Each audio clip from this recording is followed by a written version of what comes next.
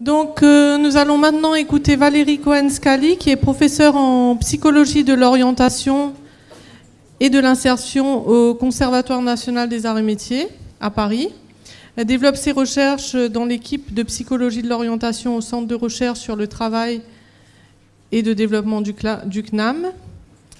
Elle est également chercheure associée au Centre de recherche sur la formation au CNAM et ses travaux portent principalement sur la construction de soi des jeunes adultes en formation et en situation de travail.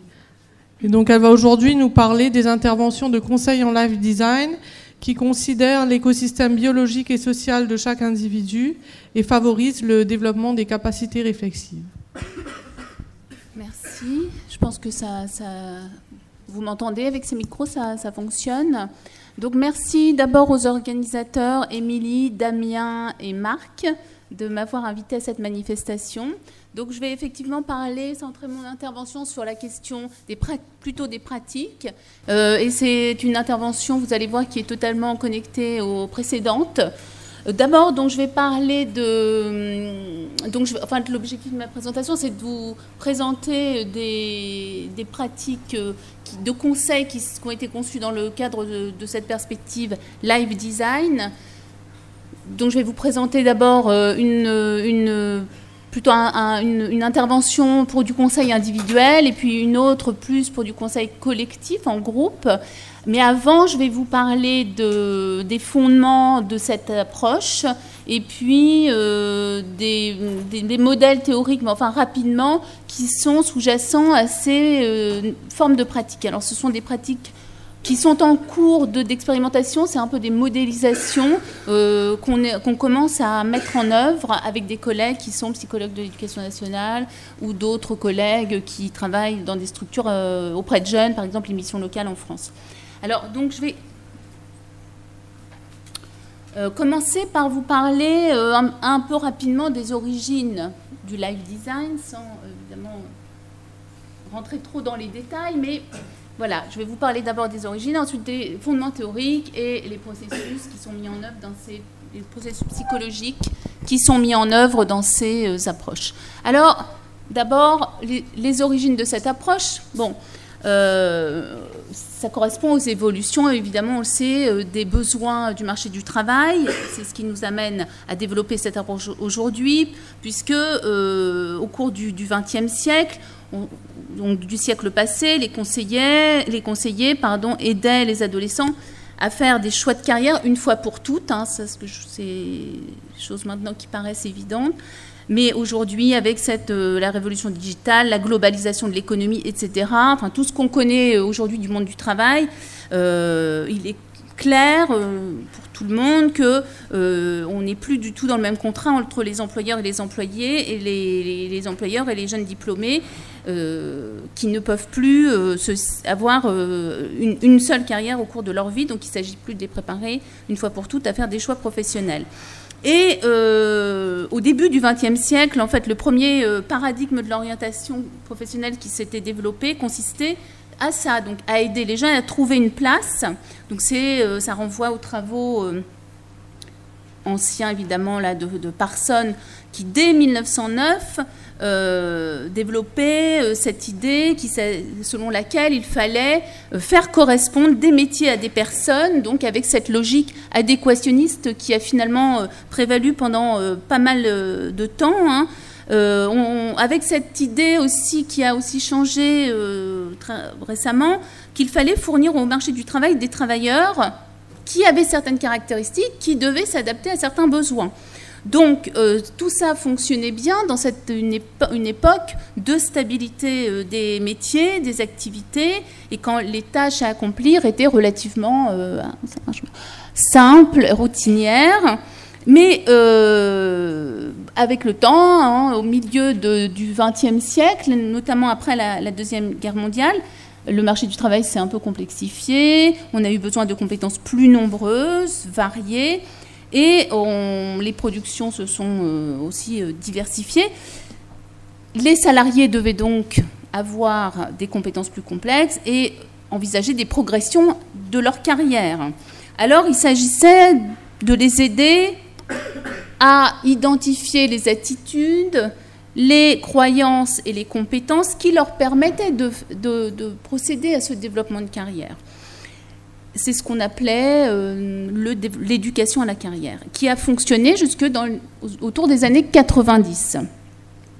Et dans la société du XXIe siècle, il est devenu difficile de se projeter dans cette carrière stable, durable, et les conseillers doivent essayer de promouvoir, on l'a vu, on en a parlé, l'adaptabilité des personnes, les aider à se préparer à diverses possibilités, divers scénarios pour leur vie.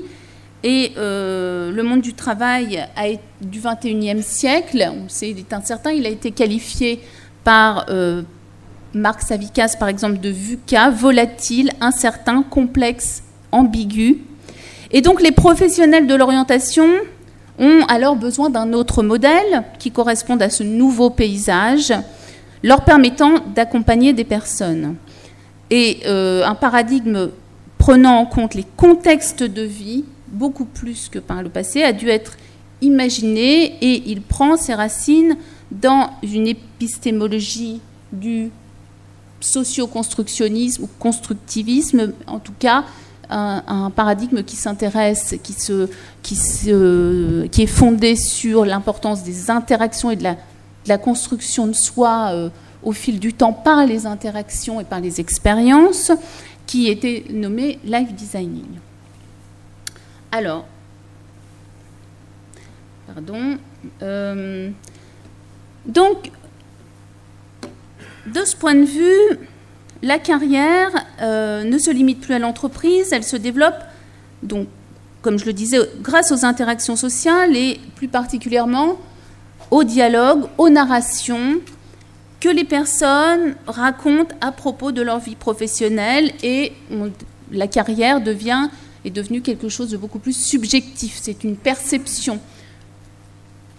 Cette nouvelle approche, donc, life design, il y a eu plusieurs travaux, enfin, vous avez dû avoir l'occasion peut-être de lire les publications qui ont été faites au sujet de cette approche, notamment dans l'orientation scolaire et professionnelle, la revue de l'INETOP. Elle consiste à proposer des accompagnements à l'orientation de sa vie dans son ensemble, donc on ne considère plus seulement sa vie professionnelle, mais on considère la construction de soi d'une façon générale, comme l'a évoqué par exemple tout à l'heure Jacques Pouillot. Et pour cela, l'identité est un processus qui devient central, puisqu'il va s'agir de la modifier, la réorganiser et la mettre en œuvre de manière différente en fonction de son environnement. Le contexte, pardon. Alors, je regarde si...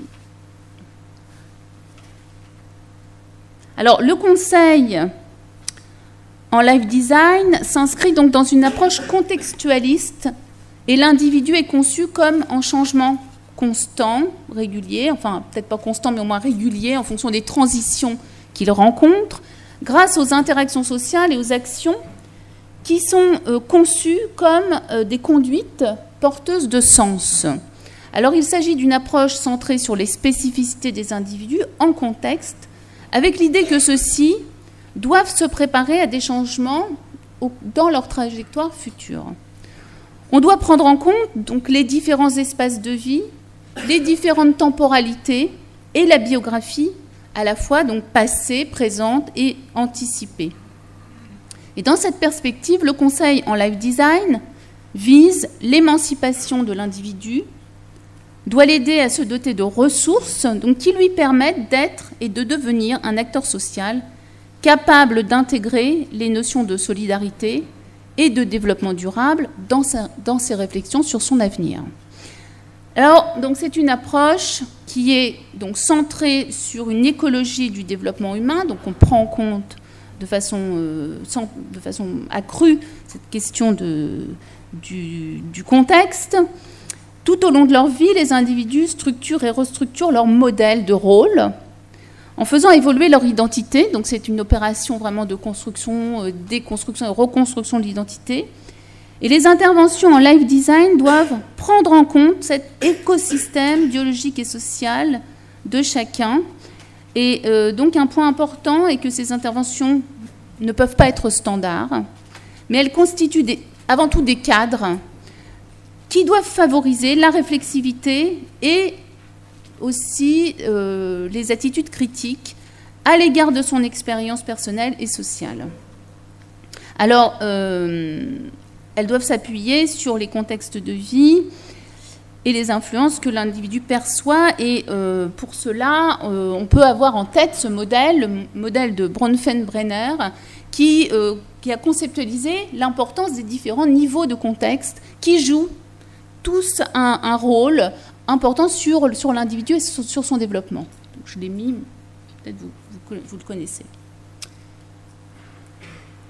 Alors, dans ces perspectives, on va aussi avoir en tête de développer des interventions qui vont favoriser la réflexivité, qui est une capacité en fait fondée sur l'aptitude à produire des dialogues intérieurs ou des narrations renouvelées permettant la co-construction d'espaces où la pensée peut évoluer.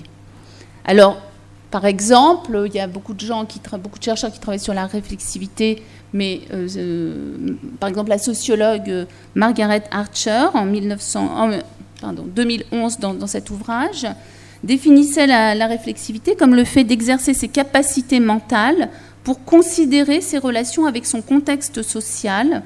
Elle ajoute que c'est un impératif de s'engager dans des délibérations réflexives qui impliquent à la fois des échanges interpersonnels et intrasubjectifs.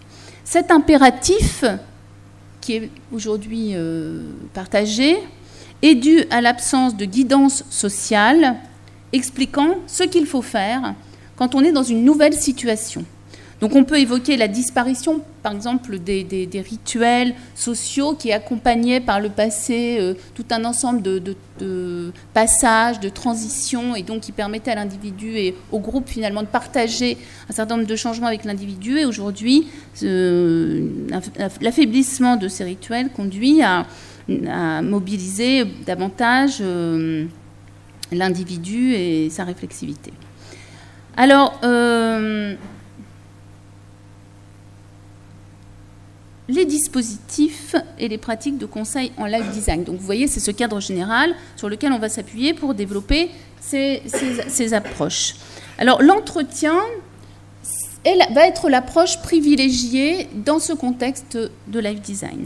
C'est l'instrument privilégié et la conduite de cet entretien est basée sur la pratique de l'entretien semi-directif. Si vous voulez, c'est un peu la base de l'entretien de conseil en live design. Il faut déjà maîtriser l'entretien semi-directif. Il faut être capable donc de maintenir la personne dans un cadre qui est d'une certaine manière le modèle théorique qu'on a en tête, qu'on doit conserver en tête pendant qu'on fait notre entretien ou qu'on construit nos approches. Et donc c'est aussi la conception qu'on a de l'individu en changement et en focalisant sur l'identité, mais aussi on va l'aider à explorer et à approfondir sa pensée, mais aussi ses activités, son cadre de vie, en utilisant les techniques classiques de cet entretien semi-directif, comme le reflet, l'écho, etc. Ensuite, l'alliance de travail, on en a parlé, c'est un temps particulièrement important, car il s'agit de nouer une relation, hein, mais aussi de présenter la démarche. Et donc d'expliquer à la personne aussi une spécificité de cette approche qui est que les personnes devront conduire elles-mêmes une réflexion et qu'on n'a pas de réponse toute faite à leur donner. On ne va pas leur donner des réponses, on ne va pas leur apporter des informations. Ce sont à elles de faire ce travail. Et ça peut désarçonner un peu les conseillers qui sont dans des approches habituelles avec des outils d'évaluation, par exemple, qui se retrouvent un peu dans cette obligation de demander à la personne et de dire qu'on n'a pas de réponse à lui apporter.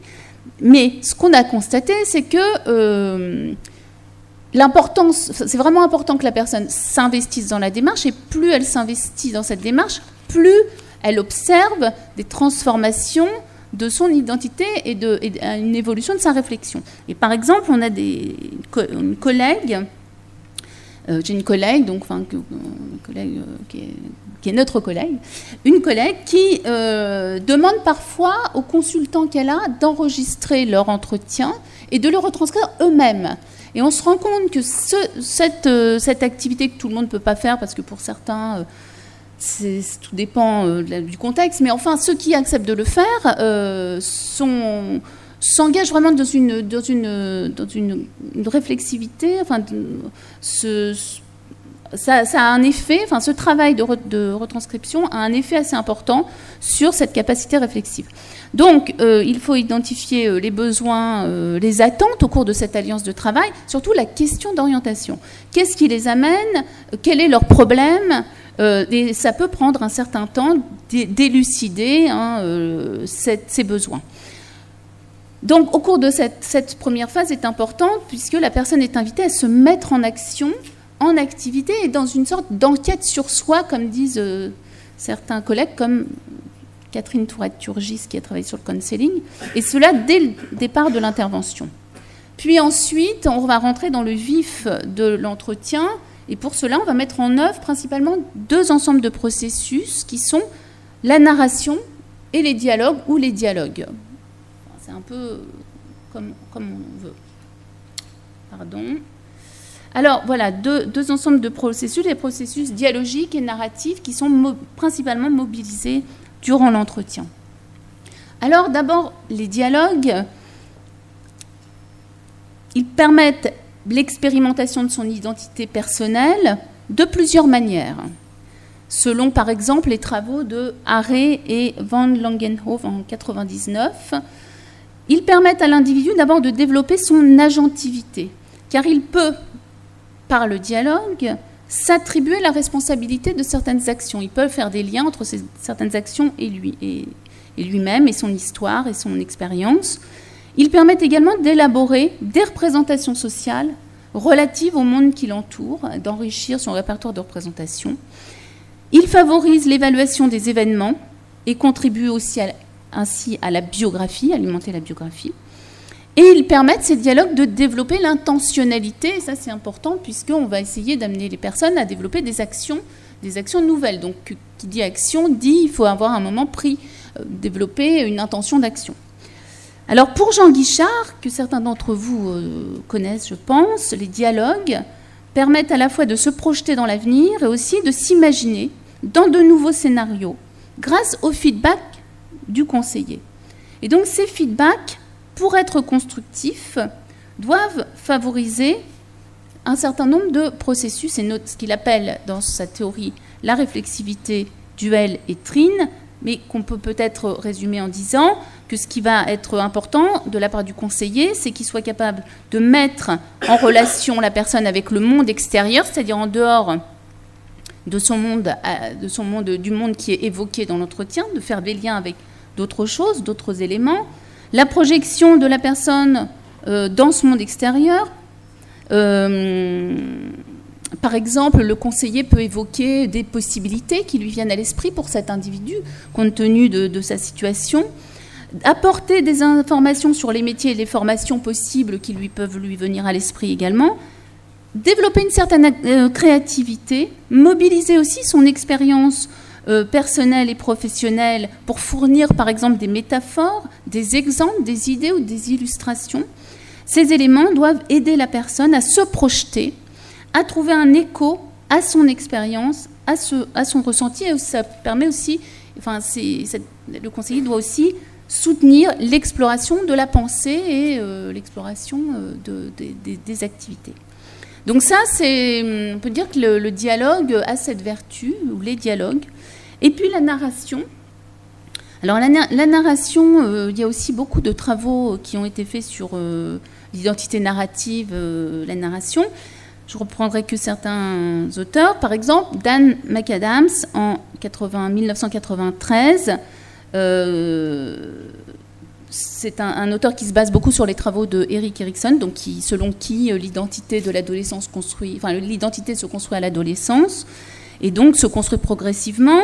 Il dit comme une histoire de vie intégrée. Donc à la fin de l'adolescence, le jeune aurait eu aurait construit un début d'histoire, son histoire de vie qui démarrait comme ça. Vous voyez, une histoire qui démarre et qui après se développe au fil de l'expérience. Il commence à construire sa vie, donc, selon lui, comme une sorte de mythe personnel. Donc, il se construit un peu comme un personnage d'une histoire grâce à la narration. Et donc, cet auteur invite les jeunes à décrire les épisodes de leur vie et ils doivent imaginer ce que pourraient être les prochains chapitres, comme s'ils lisaient un livre. Donc, vous en êtes là, et qu'est-ce qu'on pourrait écrire après? À la fin, la personne doit imaginer, une fois qu'elle a réfléchi elle a fait sa narration, elle a défini un peu son identité narrative, il suggère de demander à la personne d'imaginer le thème qui rassemble toute son histoire. Et ce thème est une sorte de métaphore. Ce processus de réflexion sur le passé est un moyen de construire son identité narrative. Ça a été repris aussi par Marc Savikas. Alors, je vais présenter deux formes d'intervention en live design. Donc, une forme individuelle, comme je vous le disais, et une forme plutôt collective, et en évoquant les modèles théoriques sur lesquels elle s'appuie.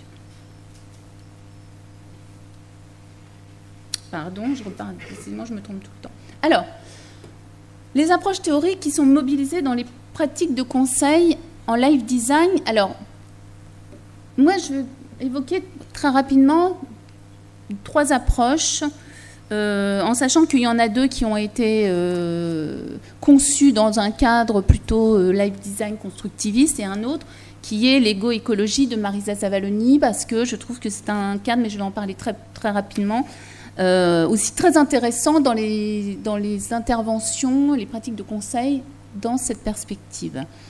Alors, d'abord, le modèle Se faire soi de Jean Guichard, qu'un certain nombre de personnes connaissent déjà. Ce modèle, il cherche à appréhender la manière dont les individus investissent leur environnement à travers le sens qu'ils donnent à leurs actions, les choix et les arbitrages qu'ils font. Donc, on s'intéresse à la notion également, comme l'a dit tout à l'heure Jacques Pouillot, la notion de domaine de vie, de sphère de vie. Vous voyez, la vie avec des domaines comme ça, qu'on retrouve dans le système des activités de Curie-Ajard. Dans le modèle de Jean Guichard, il s'agit de mettre au jour l'identité subjective et de la faire évoluer par le dialogue. L'identité subjective, alors je vais regarder si j'ai... je regarde si... voilà. L'identité subjective, donc, qui est constituée de plusieurs formes identitaires subjectives. Chacune renvoie à une certaine vision de soi, des autres, des objets significatifs dans un certain contexte, ainsi qu'à un ensemble d'affects, de sentiments, d'émotions qui sont éprouvés d'une certaine manière en fonction du contexte. Alors, les contextes de la vie quotidienne ont un rôle très important pour le développement de la réflexion sur soi. Et les dialogues de conseil en live design, axés sur ce modèle, vont viser à explorer ces formes identitaires subjectives en lien avec certains contextes de vie et mettre en lien aussi ces différentes formes identitaires subjectives. Donc, il s'agit de voir quels en sont les liens. Certaines de ces formes identitaires subjectives sont majeures au moment de l'entretien.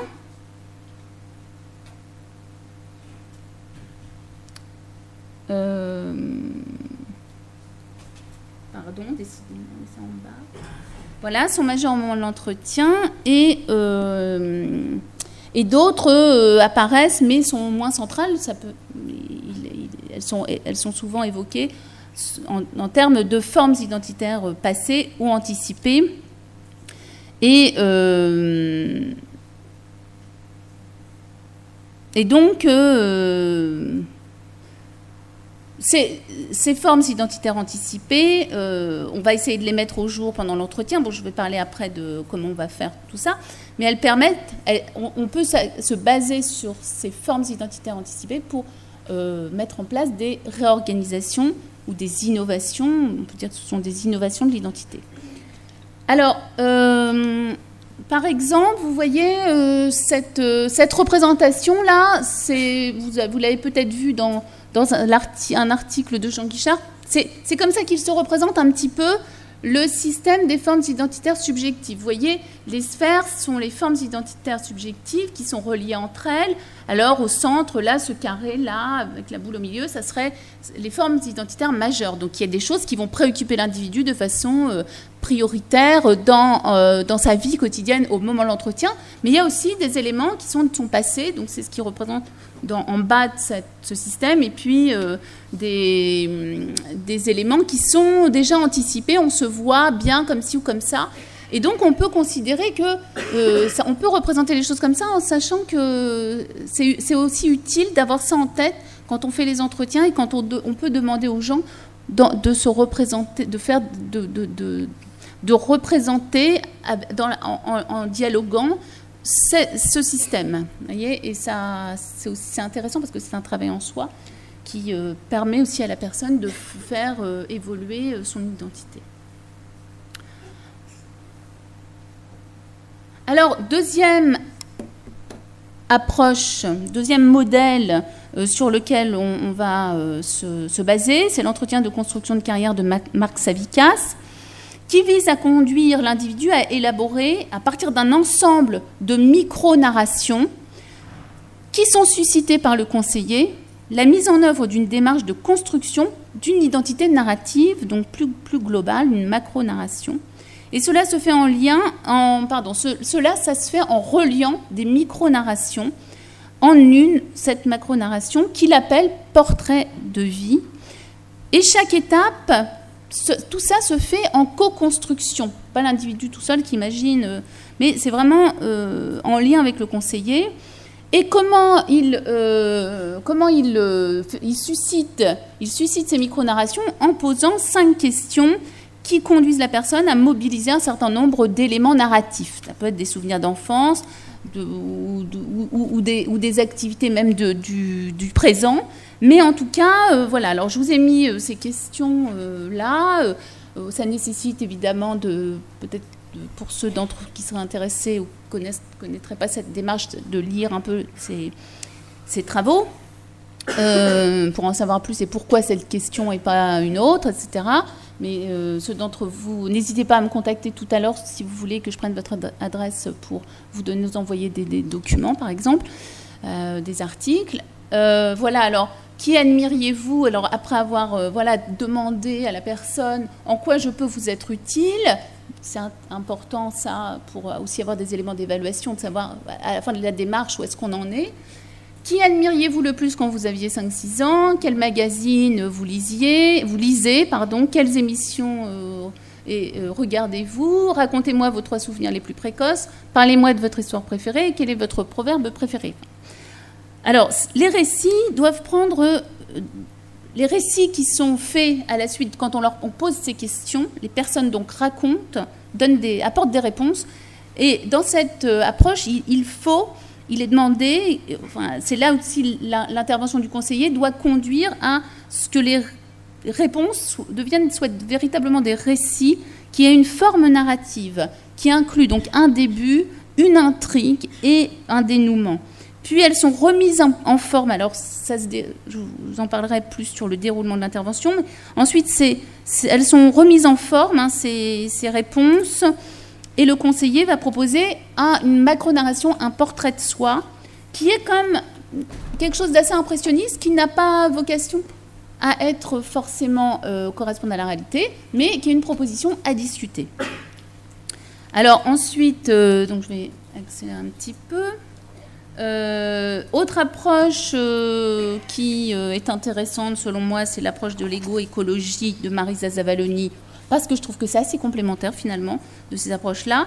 Donc, dans nos interventions à la vie dingue, il est important d'identifier avec le consultant les catégories sociales naturelles d'appartenance de l'individu, parce qu'elles constituent son contexte social, son identité sociale, plus que son identité personnelle, mais c'est finalement le contexte, les relations aux autres et comment elle se voit dans la société. On parle plus là d'identité psychosociale et il s'agit de prendre en compte le fond social, entre guillemets, c'est-à-dire la manière dont la personne se perçoit, par exemple, en tant qu'homme ou femme, en tant qu'élève de 3e, en tant que footballeur ou en tant que... etc., etc. C'est-à-dire personne se référant à certaines catégories sociales plus ou moins bien définies dans la société. L'approche égo-écologique conduit le consultant à réfléchir à ces catégories sociales d'appartenance dans leurs aspects à la fois positifs, négatifs, dans les dimensions qui sont associées à soi, à celles qui sont associées au non-soi. Je suis comme si, mais je suis un footballeur de cette manière, mais pas comme ça. Et cet éclairage souligne finalement l'importance des représentations sociales concernant les catégories d'appartenance et aide à les interroger en soulignant la complexité. Et elle montre aussi qu'on se perçoit, par exemple, homme ou femme, d'une certaine manière, et ça permet de penser la singularité et l'hybridité de ces catégories. Donc cette approche, utilisée en orientation, permet à la personne de réfléchir, prendre conscience de sa manière d'habiter ces catégories sociales et de faire évoluer cette façon qui est plus ou moins conforme à cette façon d'habiter ces catégories, plus ou moins en conformité avec ses souhaits. Et donc, à partir de ces modèles, on a imaginé des dispositifs de conseil individuels et collectifs qui sont en cours d'expérimentation. Alors, je vais vous parler rapidement donc, de ces modèles. Alors, bon, je vais commencer par l'approche individuelle. Je ne sais pas si j'aurai le temps d'évoquer l'approche collectivement.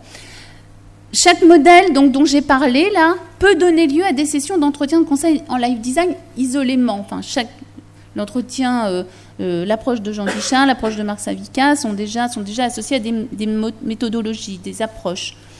L'approche, par exemple, les dialogues de conseil en live design peuvent être réalisés au cours de 3 ou 4 sessions. Et donc, il y a eu des ouvrages, des articles qui décrivent cette méthode.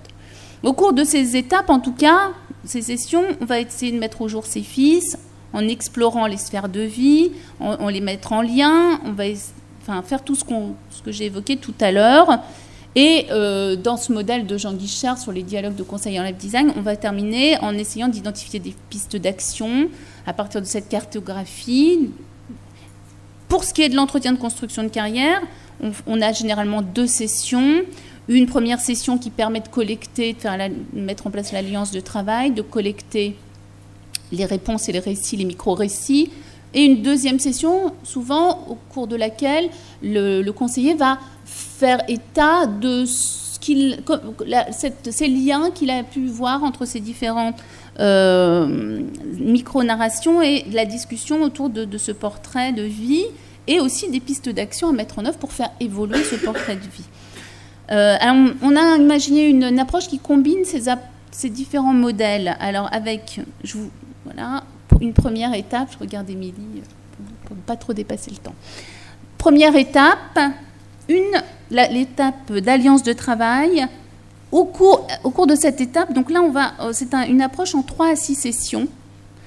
Première étape, l'alliance de travail qu'on met en œuvre, et puis un entretien biographique qui vise à resituer le parcours de formation de la personne, pour en savoir un peu plus aussi sur elle, le rapport au travail, le rapport à l'école, éventuellement, au cours de ce premier entretien.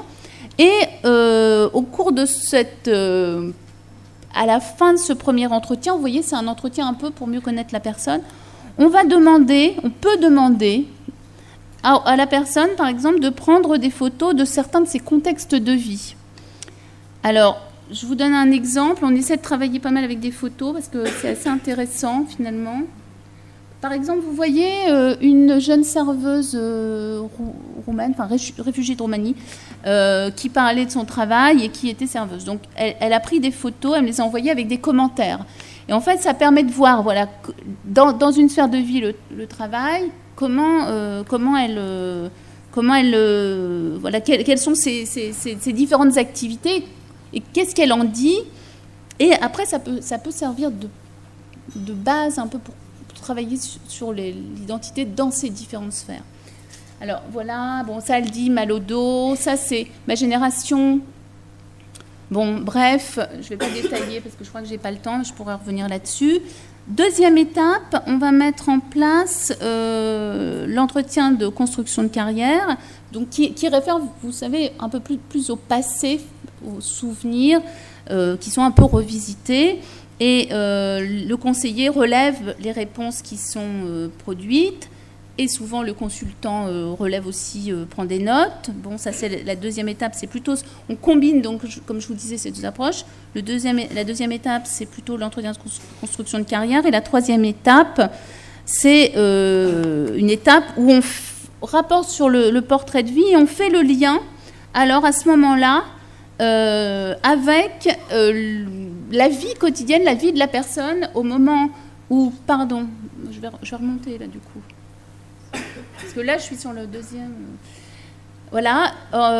Et dans la troisième étape, donc, on revient sur le portrait de vie et on fait le lien avec l'entretien des dialogues de conseil en live design, puisqu'il s'agit d'explorer la vie quotidienne et les sphères de vie au présent, en tout cas, de la personne. Et donc, là, on peut se baser sur les photos pour explorer davantage certains contextes. Vous voyez, ça peut servir de support.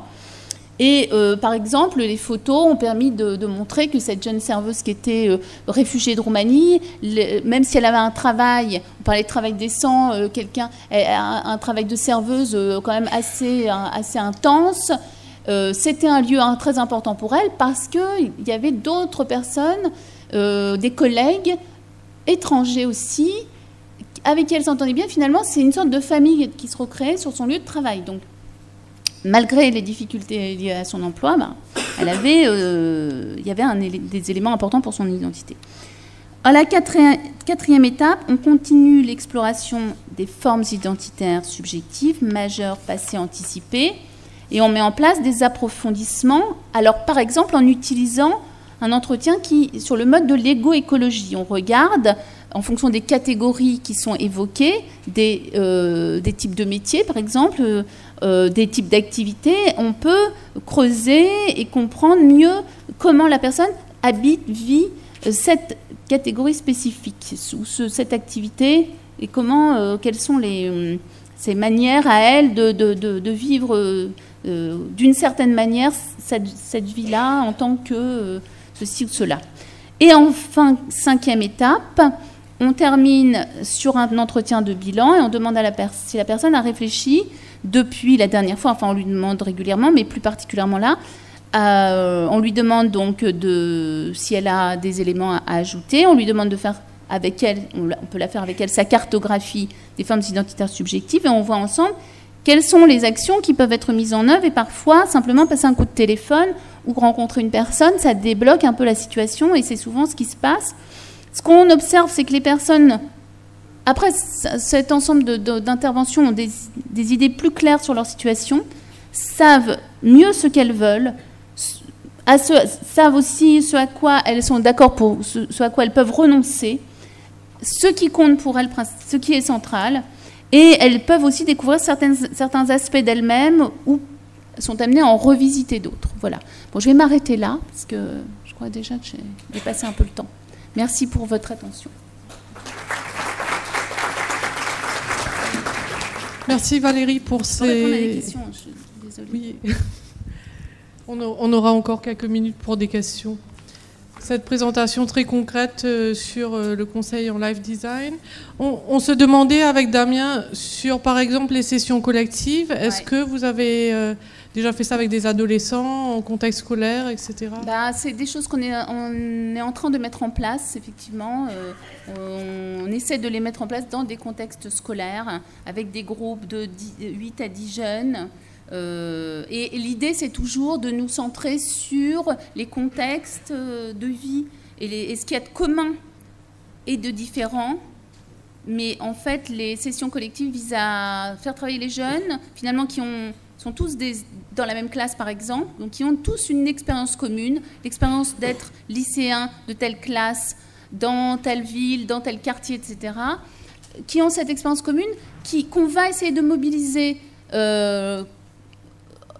voilà, dans une sorte de discussion collective, avec l'idée que la mobilisation de ces représentations et de ces perceptions de soi dans leurs différents contextes de vie vont jouer un peu comme des miroirs, en étant évoqués, vont aider les autres à, vous voyez, donner des noms, avoir des idées de la manière dont eux aussi peuvent réfléchir à eux-mêmes. Enfin, vous voyez, l'idée, c'est de partir du contexte et de voir comment ces éléments communs, finalement, vous voyez, l'idée, c'est par exemple de faire une cartographie d'un groupe. Ce qu'on a vu pour un individu, on peut le faire pour un groupe, en identifiant ce qu'il y a de commun à ces personnes qui appartiennent, qui sont dans ce groupe, qui ont un peu une vie qui n'est pas si différente que ça, et comment de mettre au jour ces différents éléments qui sont communs conduisent chacun à penser sa propre carte identitaire subjective, enfin sa propre identité autrement, à l'enrichir, à la revisiter, à la développer, à l'interroger.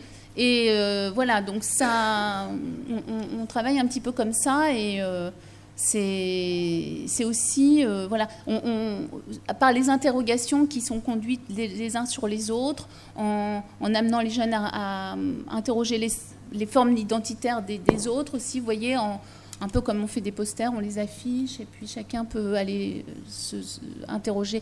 Enfin, l'idée, c'est de partir vraiment des contextes de vie, et des sphères de vie et des intérêts qui sont là, quoi. Merci. Voilà. D'autres questions? Oui.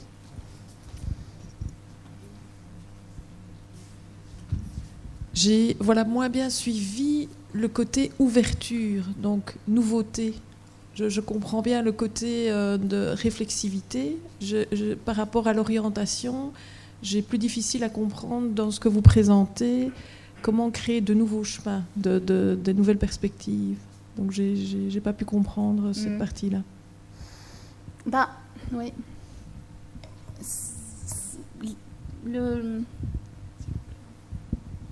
Les dialogues sont un processus qui permettent de créer de nouvelles perspectives, de l'interaction qui amène par exemple le conseiller, c'est là où c'est le conseiller quand même qui fait des feedbacks, permet à l'individu de s'imaginer de se projeter dans d'autres contextes. Donc le dialogue, c'est pour ça que ce que je disais, c'est important que ce soit un dialogue dans lequel le conseiller, il n'y a pas vraiment de façon particulière de procéder, mais en tout cas de puiser sur son expérience, d'utiliser les métaphores, etc. Vous voyez, de donner aux consultants des catégories nouvelles finalement, ou qu'ils puissent se projeter dans autre chose que ce dans quoi ils se projettent habituellement. Donc c'est un peu là-dedans que dans cette activité-là que la nouveauté peut émerger.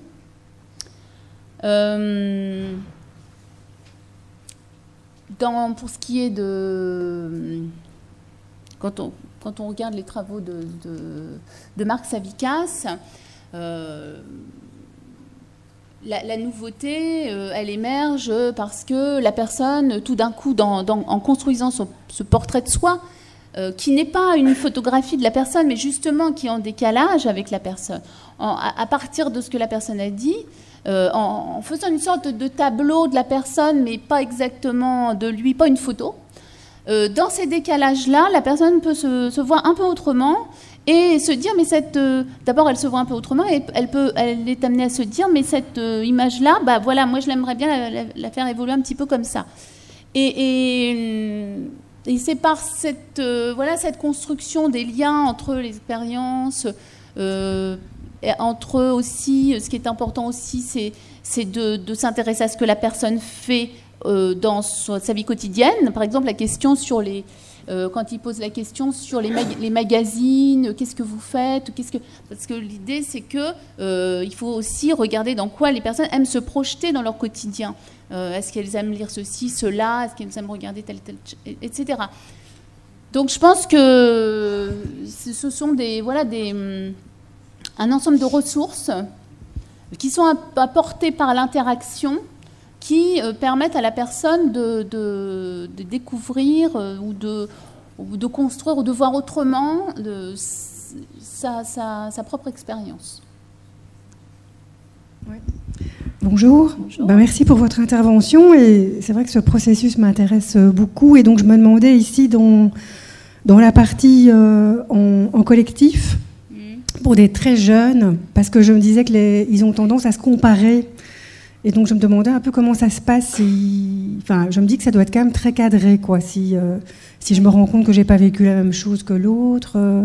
Enfin, comment c'est réuni? Parce que est-ce que il y a aussi un moment pour que le jeune puisse faire son chemin tout seul. Enfin, vous voyez, au niveau du timing, je me posais cette question. Alors, et l'autre question que j'ai, c'est est-ce que vous pouvez partager aussi des approches avec des jeunes qui sont issus plutôt de milieux défavorisés? Est-ce que ça fonctionne? Parce ouais, enfin voilà. Alors bon, on n'en est qu'au début, hein, je dois vous dire. Oui, on aimerait bien que ça... Ouais, expérimenter ce type d'entretien avec tout type de jeunes.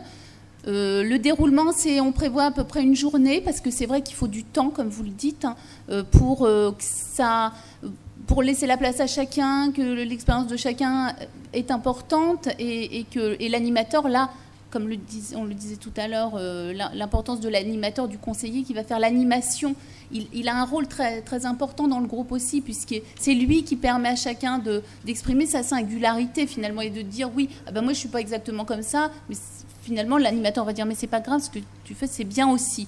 Donc c'est aussi important, par exemple dans l'approche des entretiens de construction de carrière de Marc Savikas, bon d'ailleurs Jean Guichard aussi, le conseiller et le psychologue ou l'animateur en tout cas, il valorise aussi. C'est aussi il soutient aussi les expériences. Il a aussi un rôle de valorisation, justement pour permettre à chaque enfant, chaque jeune, chaque adolescent de se sentir dans un... Voilà, c'est un peu de l'animation de groupe. Vous voyez, ça c'est un peu des qualités spécifiques qu'on développe quand on anime des groupes, quels qu'ils soient d'ailleurs, qui sont de protéger, de faire en sorte que les gens se sentent en sécurité dans ce groupe et puissent avoir une certaine liberté de s'exprimer, leur singularité.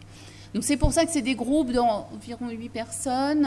Après, il faut ajuster. Je pense que, si vous voulez, tout ça, ce sont des cadres qui peuvent être adaptés en fonction des besoins des publics, puis voilà, de la manière dont on le sent. Mais je pense que faut l'essayer avec cette idée qu'on se base sur ce qu'ils font, qui ils sont et ce qu'ils font. Et s'ils font peu de choses, mais le peu qu'ils font, voilà, qu'ils expliquent quand même ce qu'ils font, etc. Vous voyez ? Donc je pense que c'est possible.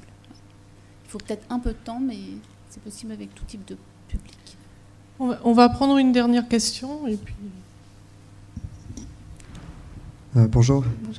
Moi, ce qui m'interpelle dans cette approche-ci, que j'aime beaucoup l'aspect dialogue, par rapport aux jeunes que j'ai déjà accompagnés en orientation, et par rapport à ce qu'on a parlé ce matin des défis de notre époque, des défis environnementaux, des défis écologiques, je me suis rendu compte qu'il y a des jeunes qui sont très au courant, et ça rentre vraiment dans leur processus d'orientation personnelle. Et puis il y a d'autres jeunes, on se rend compte que ces questions-là ne leur parlent pas du tout. Et je me demandais dans quelle mesure est-ce que vous pensez qu'il faut introduire tous les jeunes aux défis qui se présentent à nous aujourd'hui dans le processus d'orientation, ou bien est-ce que vous pensez qu'il faut justement partir du vécu, de l'expérience du jeune, et puis si c'est un sujet important pour lui, alors on le prend en compte, et si ce n'est pas important, tant pis. C'est une question que je me pose aussi personnellement, me dire tiens, est-ce qu'on doit absolument introduire la thématique dans le processus ou pas? La thématique des transformations de la société, les défis. Et l'idée qu'on peut peut-être basculer dans un nouveau paradigme, ou alors qu'on doit imaginer de nouveaux paradigmes. C'est un vaste sujet, mais a priori, je pense que... Je ne sais pas si... moi, j'aurais tendance à dire que oui, c'est important que tous les jeunes aient ce niveau d'information, qu'ils soient informés des évolutions qui les attendent, comment la société se transforme. Ça fait partie sûrement des informations... de la formation. Ça fait partie de leur formation. Pour moi, peut-être que mes collègues ont d'autres points de vue.